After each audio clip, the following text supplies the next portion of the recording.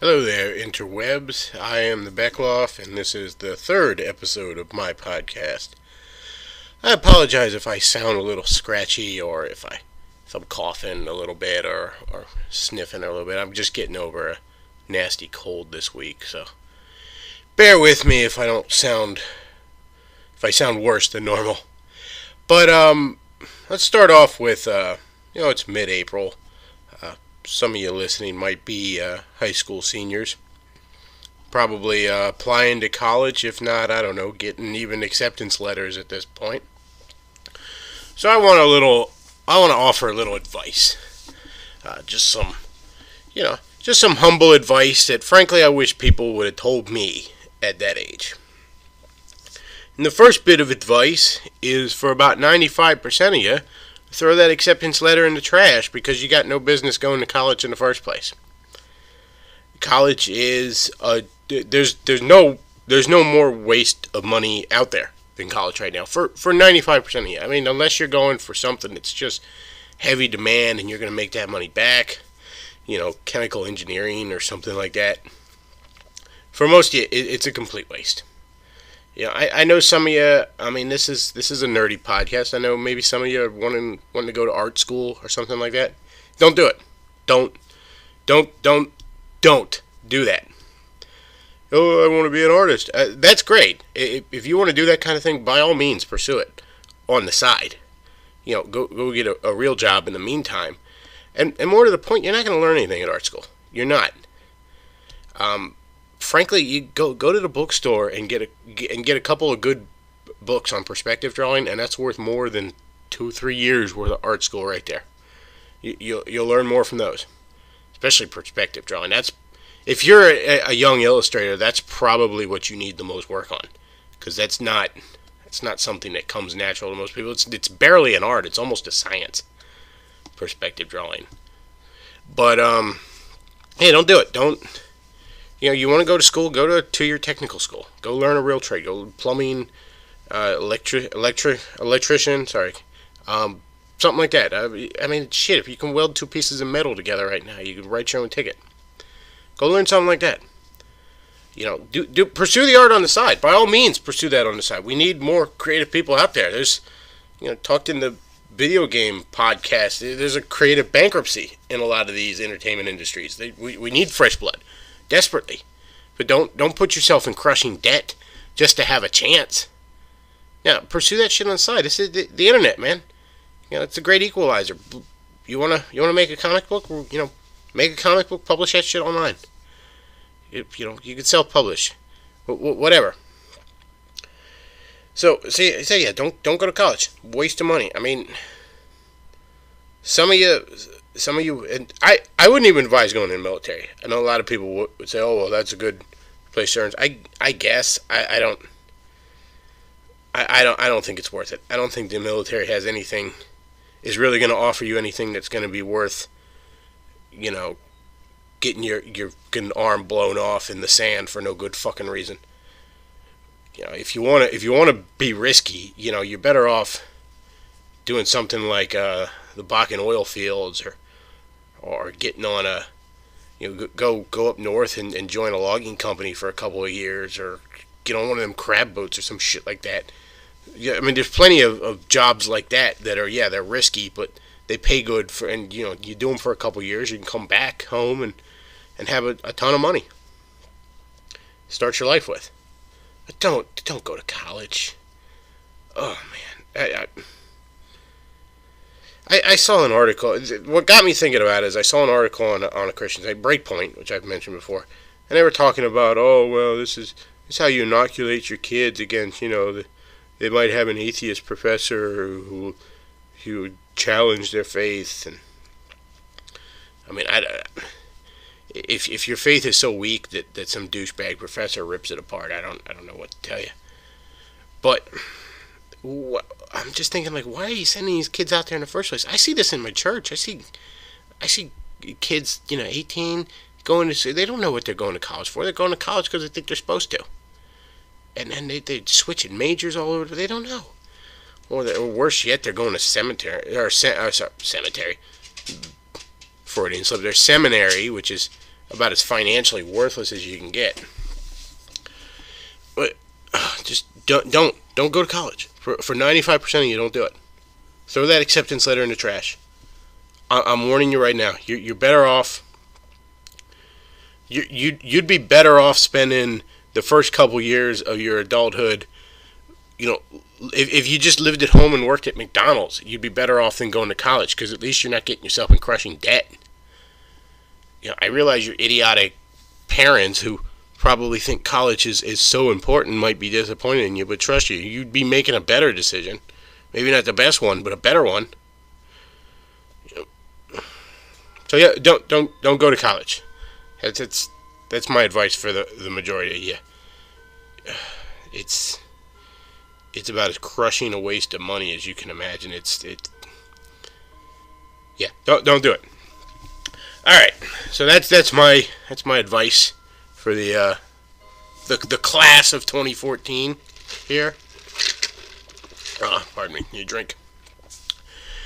All right, so moving on. The rest of this podcast is going to be pretty damn nerdy, even by my standards.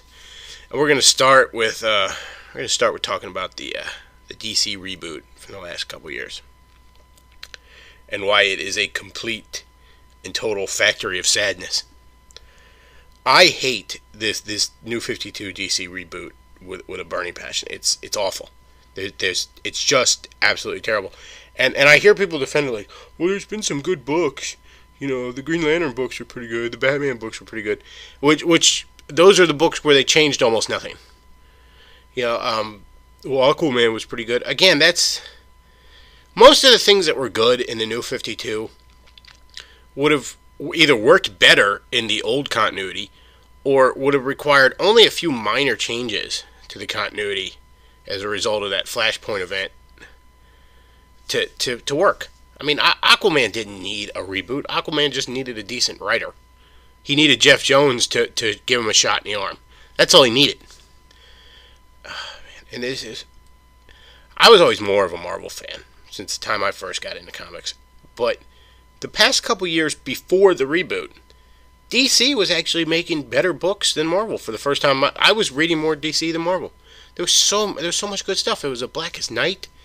Blackest Night was phenomenal. In fact, Jeff Jones' entire run on Green Lantern from about Green Lantern Rebirth to Blackest Night is some of the best that franchise has ever seen. I don't think he was all that good after Blackest Night. It kind of felt like he didn't really have anything to say anymore. Like he was just sticking around to stick around. And it wasn't even bad. It became obvious to me that, like, when he went, you can see hints to Blackest Night even in Green Lantern Rebirth. In Jeff Jones' first issues with the character, you could see he knew exactly where he was going to that point, exactly there. But after that, it just was meandering. Like, he clearly didn't know what to do after that. He had planned up until then and not really much further. But it was still good. And, what else was that? The Power Girl series. Amanda Connor and Jimmy Pilamenta. I can't remember what the other guy's last name is. The guy that, I think it's Amanda Connor's husband. He's always the writer that's always working with her. But, they started that Power Girl series, and it was phenomenal. And even the creative teams that took over afterwards, that was a damn good series. What else? I mean, there was so much good stuff. The Batman books were good. There was so much good stuff DC was putting out. The Flash books were damn good. I was reading more DC than Marvel for the first time ever. And I realized DC was having some sales problems. But I think that their problem was marketing. It wasn't the books. I think DC just needed a marketing shot in the arm. You could argue the new number ones alone would have probably done it. But I don't know anybody that likes this New 52. And I'm sure there are people. I'm just saying I certainly don't think it's the majority. I actually went to a Comic-Con in Philly. Basically the summer right after New 52, maybe the next summer after that. I think it was the summer of 12. And, you can kind of take the pulse of the comic book fandom at a con. And I didn't see any New 52 shit being sold. I saw, you see like the dealers and they got their hot books up on display, and there was a lot of Star Trek books because they had the actors that played the captains from all 5 of the shows there. That was their big attraction. So there was a lot of Star Trek comics. And there was a lot of Marvel comics, and there was some DC, but not much New 52. There was Action Comics and Detective Comics #1 for like $5 up there. I saw New 52 one guy I saw New 52 for 52 cents a piece, because clearly this was a big store. It looked like, the guy who had this stand, and it looked like he bought way too much of the stuff and was just trying to unload, because he had like 3 long boxes worth of his shit. Which, yeah, I realize that's probably his fault. But again, he wasn't unloading it. I saw issues of a fucking Grifter, the New 52 book Grifter, in a dollar bin. Not beat up or nothing, just who the fuck cares, throw this in the dollar bin, that's where Grifter belongs. But I even like the little program that Wizard World gave you was a picture of Superman in his old outfit, not the New 52 outfit. There was no love for the New 52, and I actually was with a buddy selling some comics at a small little con at a hotel just past weekend, and we had some New 52 books to sell. None of it sold. We sold 2 New 52 things the whole time, and we had a lot of it, but none of it sold. And we sold a lot. It's not like we didn't do good business. We did good business, but the New 52 stuff just doesn't sell. What was another? Another example. I was at a comic store in Baltimore. In my travels, I was down in Baltimore, and I stopped in this comic store.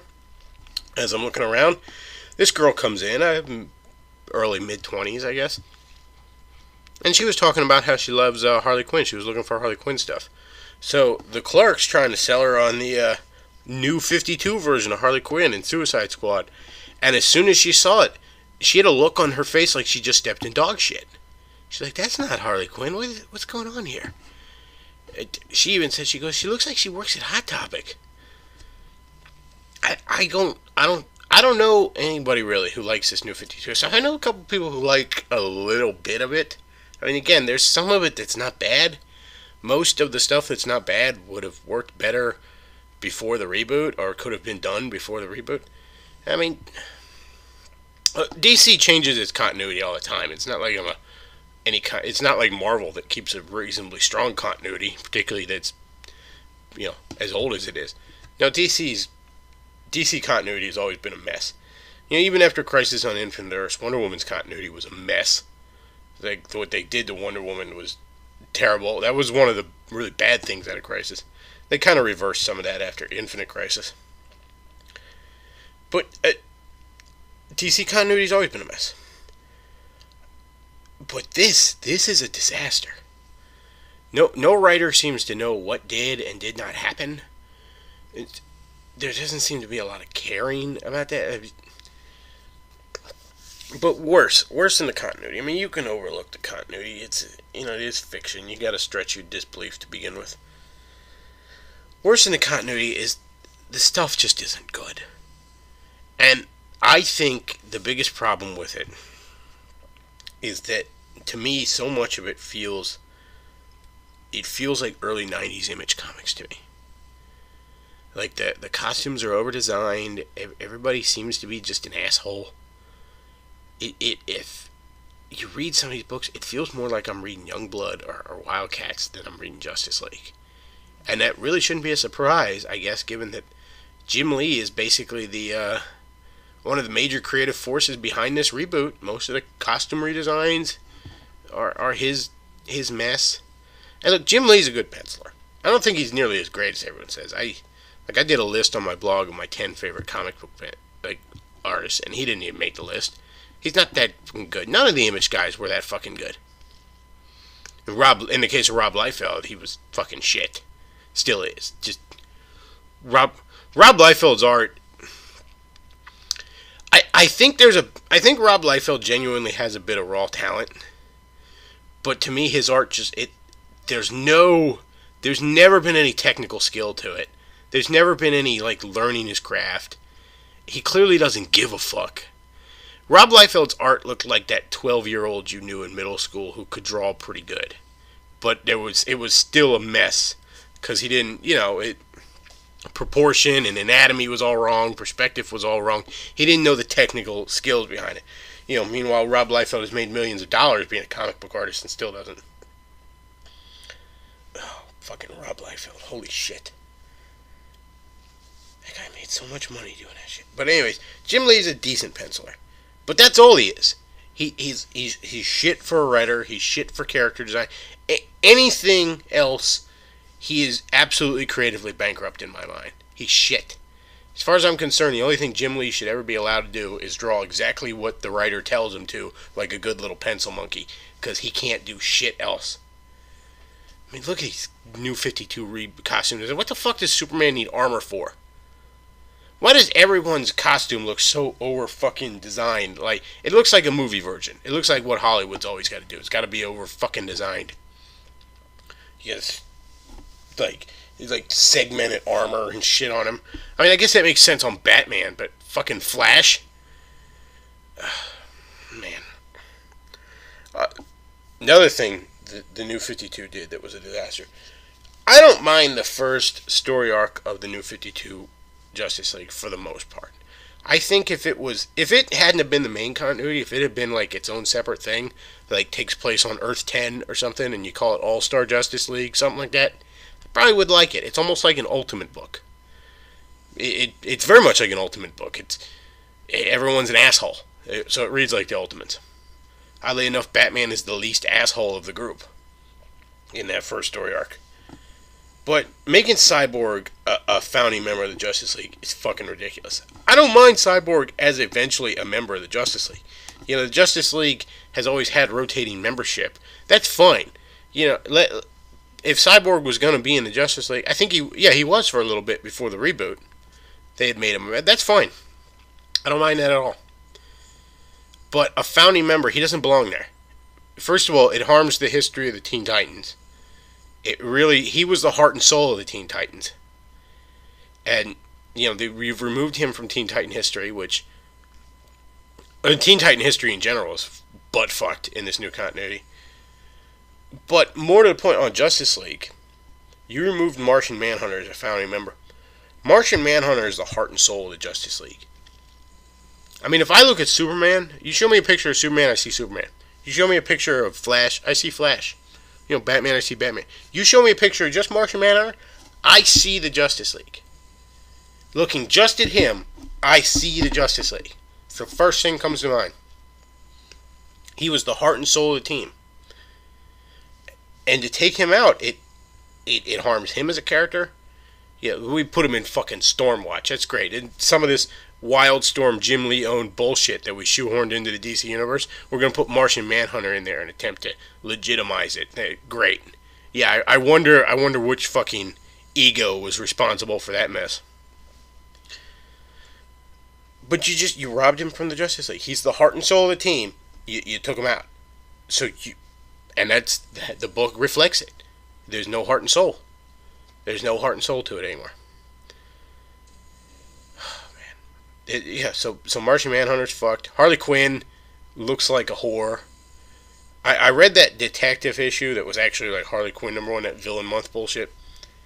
And they really minimized the Joker's impact on her life. It was almost like she became Harley Quinn because, she wanted to be... Like, it was more about being a brilliant psychologist who was going to understand the villains by becoming one of them than it was being seduced by the Joker. So whereas Harley Quinn used to be this great cautionary tale of getting enchanted by the bad boy and the dark rabbit hole that leads you down, now it's about a fucking woman, now it's about a career woman who took her shit too far. Did fucking Anita Skumskezian write that? So, I mean, you robbed the heart and soul of Harley Quinn's gone now.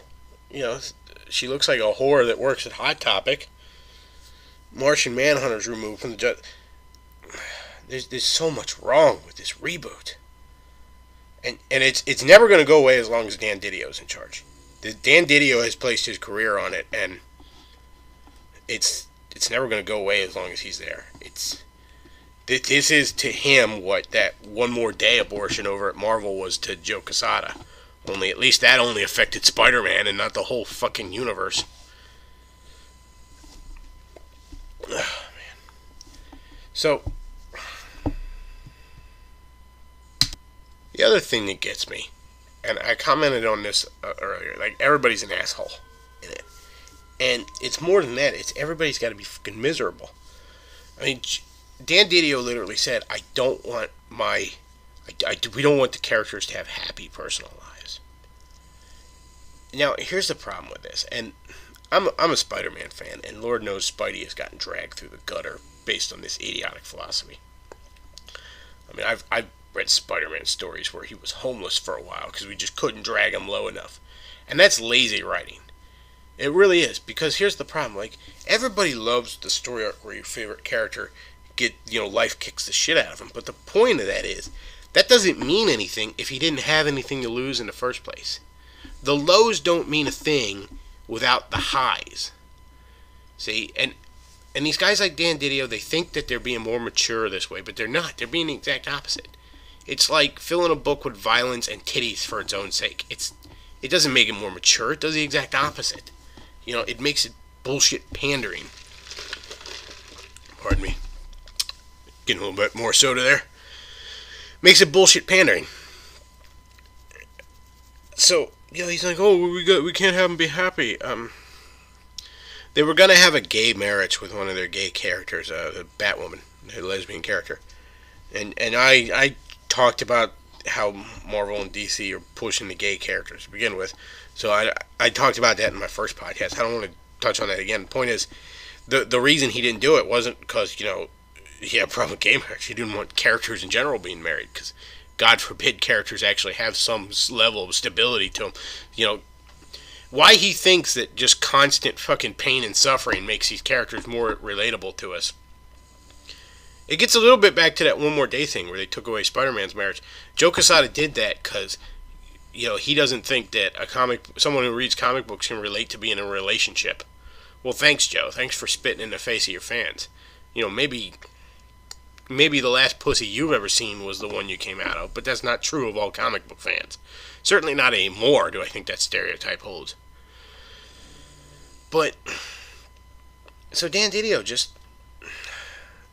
just running everything through the dirt because he thinks it's fucking clever. He thinks it's fucking mature and I don't want to read characters that just are miserable all the time and are assholes all the time. When bad things happen to them, it doesn't mean anything.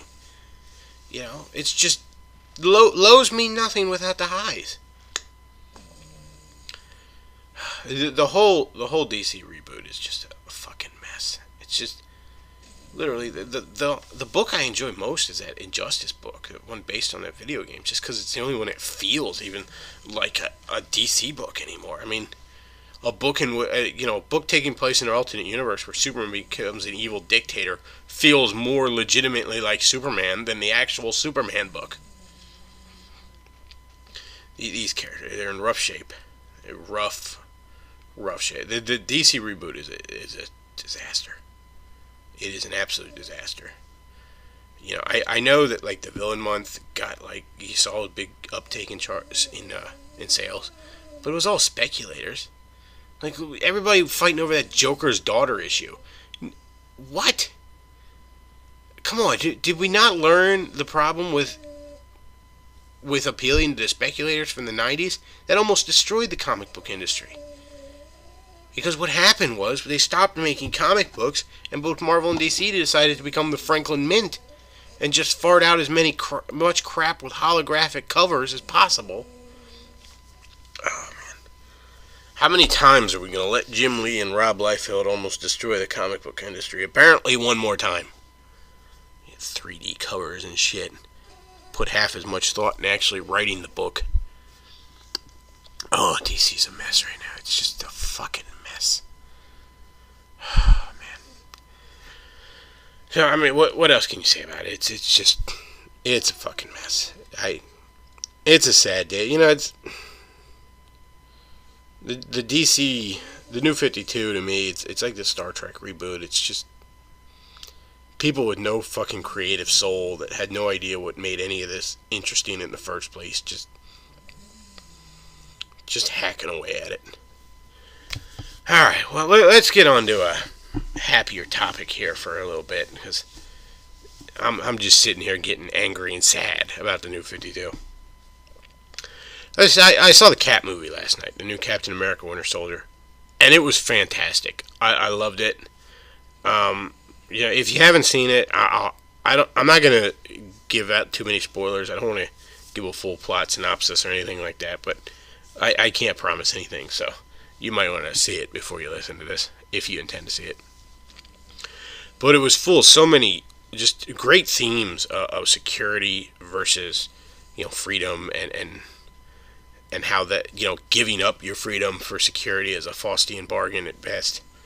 The Marvel movies in general have just been fantastic. These Avengers movies have just been fantastic. Marvel movies in general have been pretty good, but the Avengers ones just been fantastic. I mean, even the ones that were kind of weak, like Iron Man 2, I still liked. They were still decent movies.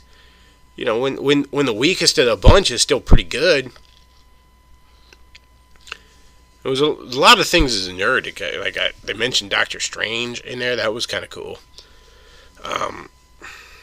You see Quicksilver and Scarlet Witch at the very end. The post-credit scene. That was pretty cool. The Avengers movie's just been fantastic. I would highly recommend seeing Cap.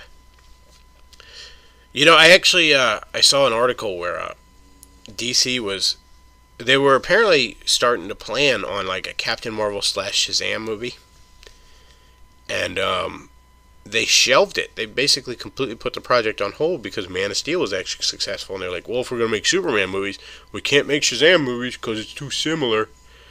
And I just thought, this is just another good example. This is a good example of why DC failed at the movies so badly. They don't try. They don't try. Like the Green Lantern movie. I liked the Green Lantern movie. I know a lot of people didn't. I liked it. But, they tried the Green Lantern movie. It didn't do as well as they hoped. And then they just stopped. They're just like, whoa. And then they get all cowardly. Like, we better not try. DC's afraid to put out a Wonder Woman movie. Meanwhile, Marvel's got a Guardians of the Galaxy movie. It's like, here's a talking space raccoon, America. Deal with that.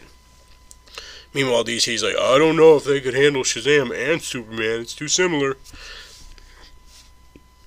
You gotta hand it to Marvel. Since I guess Blade, like back in 97, 98, whatever, Marvel's just been cranking them out.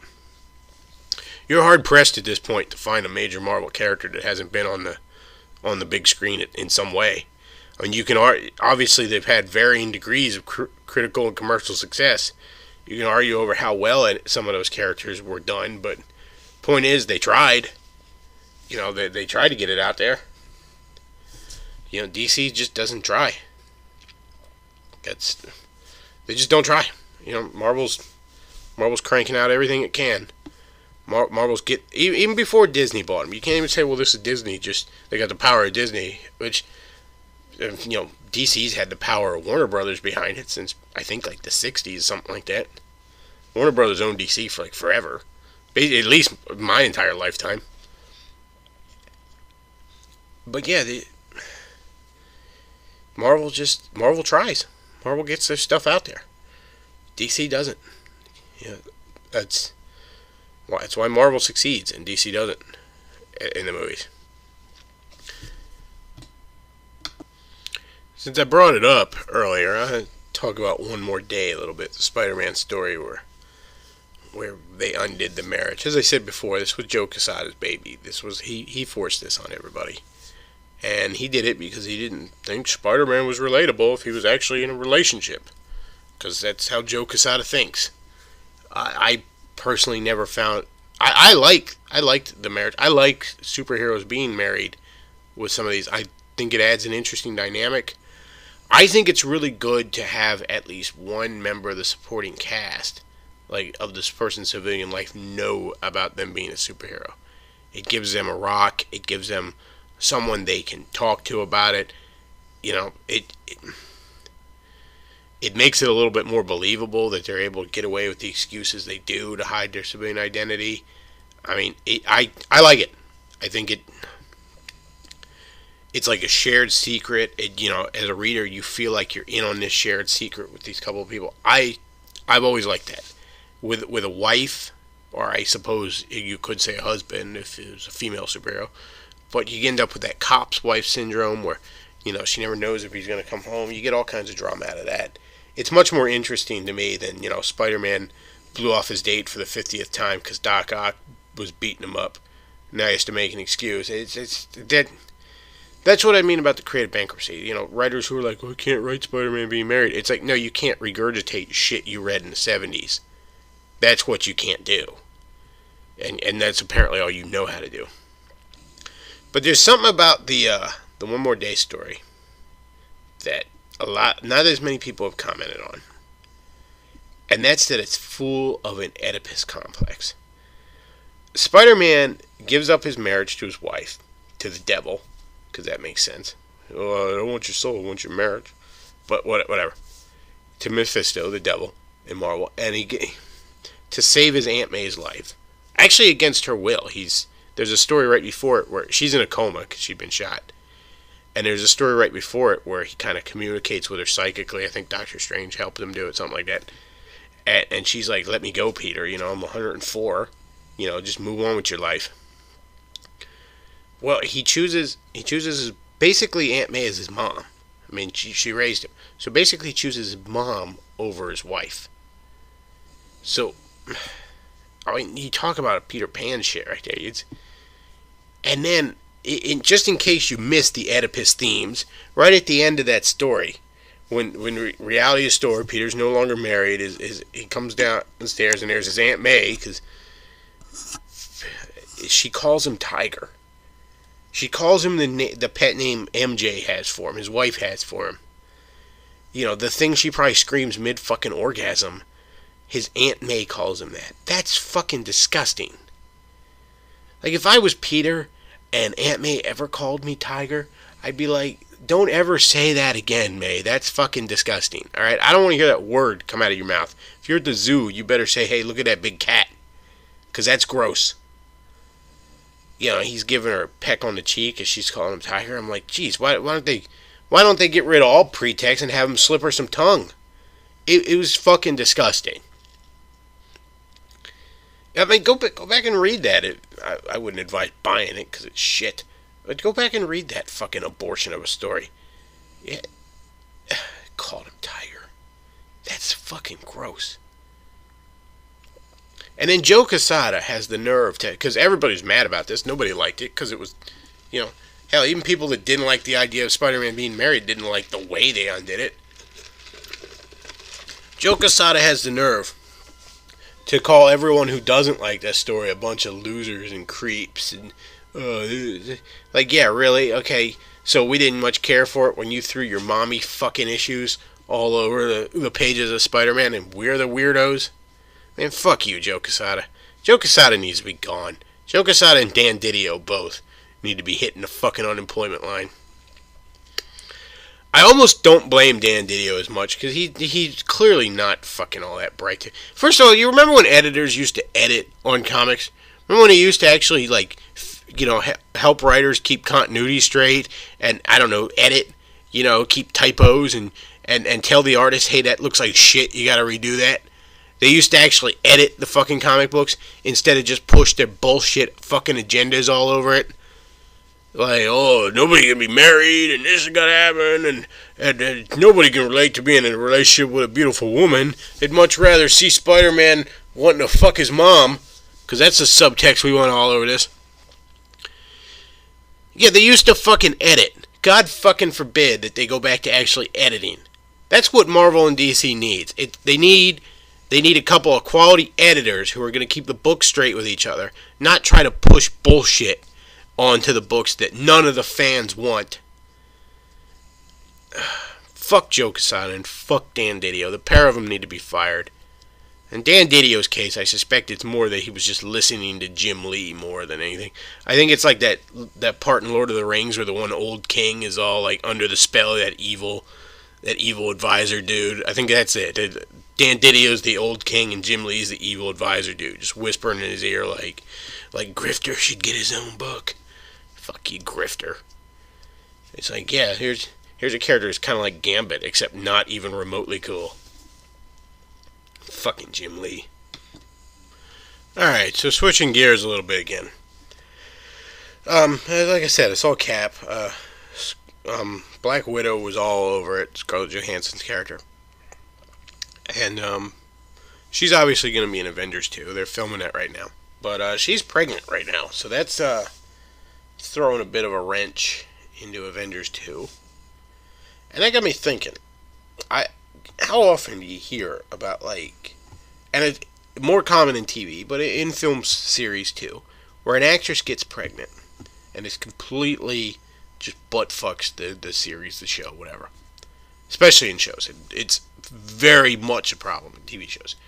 You know, TV shows got to write around an actress being pregnant, and it usually hurts the show.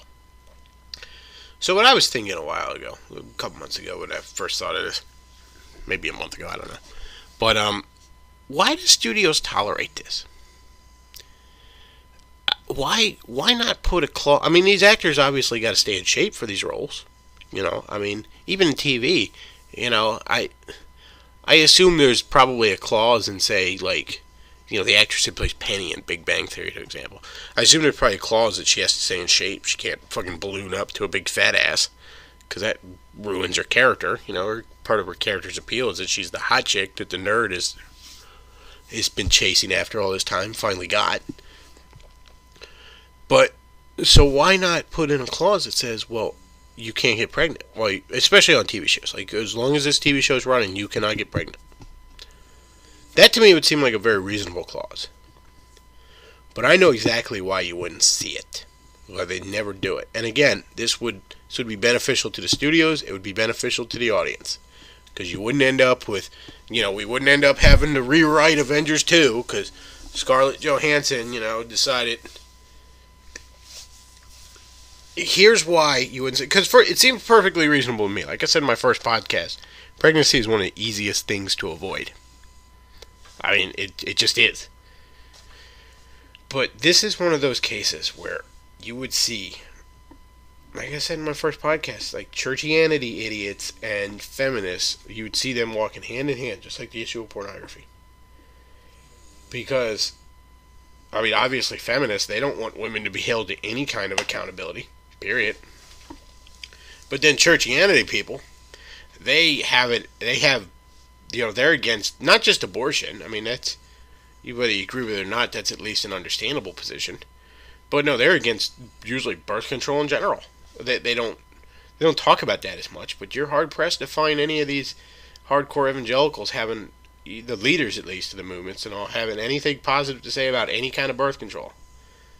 Like I said before, they're obsessed with breeding. Ironically, very Darwinian of them.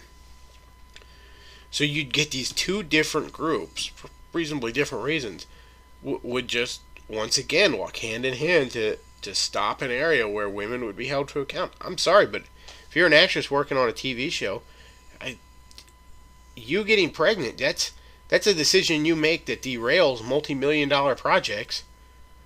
That's fucking selfish. I want a baby. So fucking what? You know, there's trade-offs in life. Maybe you don't get to have a baby right now and also be, you know, on the number one show on television or whatever else is going on. You know, just as an example. You know, or be fucking black. Maybe you don't get to have a baby and be Black Widow in the Avengers, okay? Maybe there's trade-offs in life. You know, most people would kill to be in that position you're in. So, you know, I don't have a lot of sympathy for you. But again, this is just, it's another area where you wouldn't see women held to account because churchianity and feminists got to walk hand in hand on that. I guarantee you, any studio try and put that clause in a contract, there'll be all kinds of backlash from both those groups. So, yeah, that was just what I was thinking, you know. My immediate thought is, why do studios keep tolerating this shit? And then I realized why. You know, just the culture. You can't fight against it. I think if I was in charge of one of these studios, that'd be in all the damn contracts. Like, no, you don't get pregnant, and if you do, there's going to be financial repercussions. You know, it's going to hurt your pay. Your pay gets slashed. All right, wrapping this up. been talking mostly about comic books this time, and my last podcast I talked about that I think the video game industry is headed for a crash, if not an outright correction. And now I think this to a much lesser extent, but I think it's also true of the comic book industry. And I don't think it because, oh, well, nobody reads anymore. None of that crap. I don't think the technology is really going to hurt it. I mean, people can get comics online. They can get digital copies if that's what they want. I don't like to do that. I know a lot of people like to do that. I think there's always going to be appeal for someone who wants to physically hold a copy in their hand, particularly on something like a comic book. That, while that it has a certain collector value to it, I think we focus too much on the collector value. I mean, obviously that was a mistake in the 90s. Speculators had heard it. But, I collect comic books because I like comic books. You're not supposed to like comic books because you'll collect them. But I think we're headed for a correction on this. I don't think it'll be as severe as the one with the video game, but I do think we're heading in that direction. I think there needs to be a lot of house cleaning at Marvel, especially DC, but even Marvel. I mean, most of my favorite books aren't Marvel and DC right now. It was obviously not DC. I mean, most of my favorite books of the last few years even have been creator-owned stuff. Even amazingly at Image. Books like Invincible. Godland was really good. I kind of fell out of it. I kind of thought it lost steam, but it was really good at first. Bomb Queen was pretty good at first, although the joke kind of got old with that. Empowered is a phenomenal book. Adam Warren's Empowered, if you're not reading that. Obviously, I've said before, even simple stuff like Mega Man over at Archie is better than most in the Marvel books I'm reading. And almost all the DC books. I can't think of a single DC book right now being published I would rather read than Mega Man. Maybe Injustice gets close. I think there needs to be a major correction. As I said, I sell comic books at a flea market, part-time kind of thing. So I get the feeling from a lot of the customers. Obviously, I'm a big nerd. I have a lot of friends that are big nerds, both online and in real life. I feel a certain dissatisfaction with them. And again, not as much as the video game industry. The video game industry is bad shape.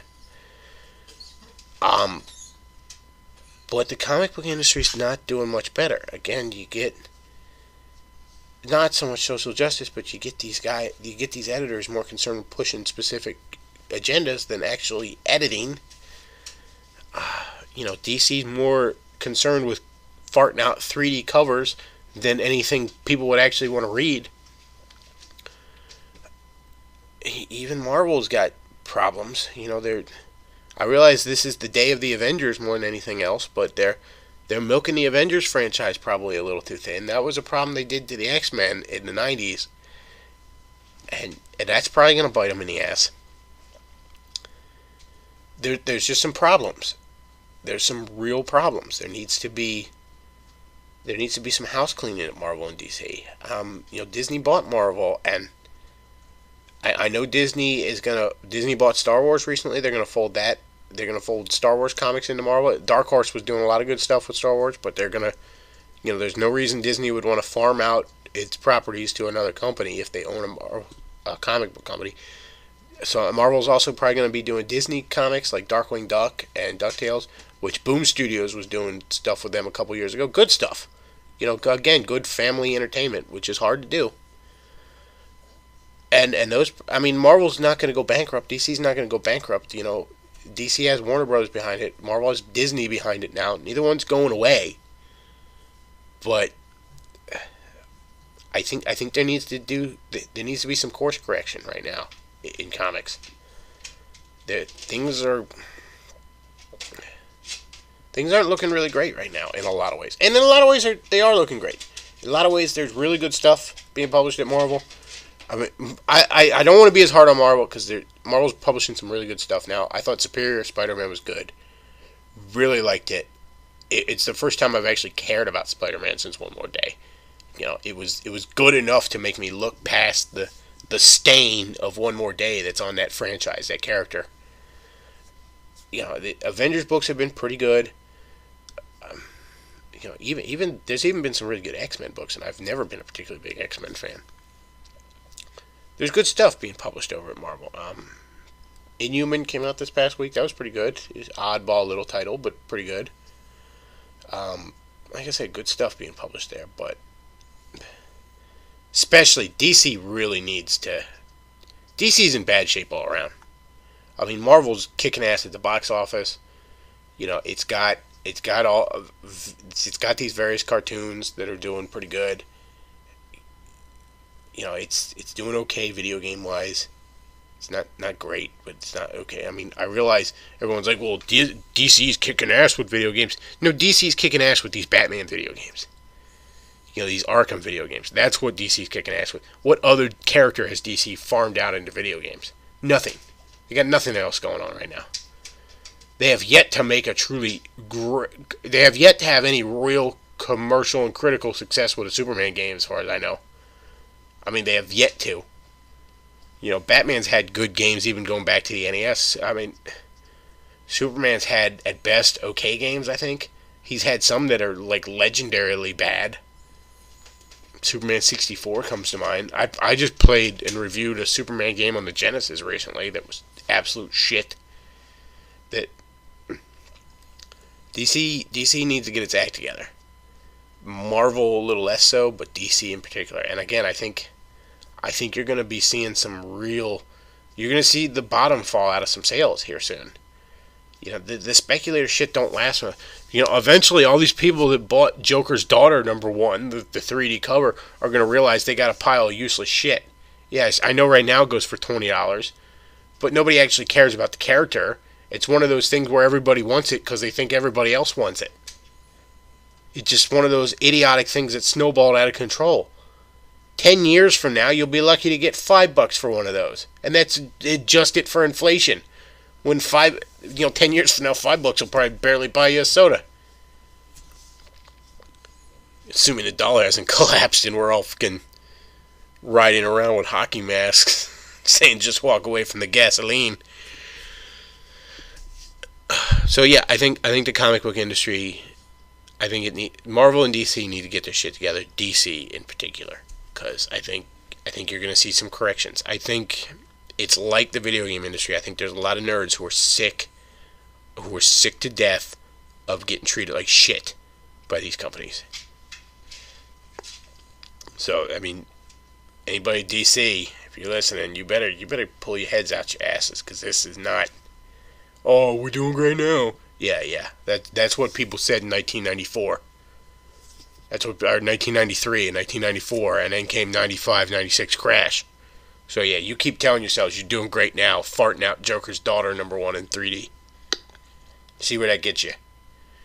Yeah, you can't even make a Wonder Woman movie. You think you're doing great. Alright, so that's the podcast this week, folks. Mostly comic book stuff this week. Some of you might not be remotely interested in. Probably didn't even make it this far, I guess.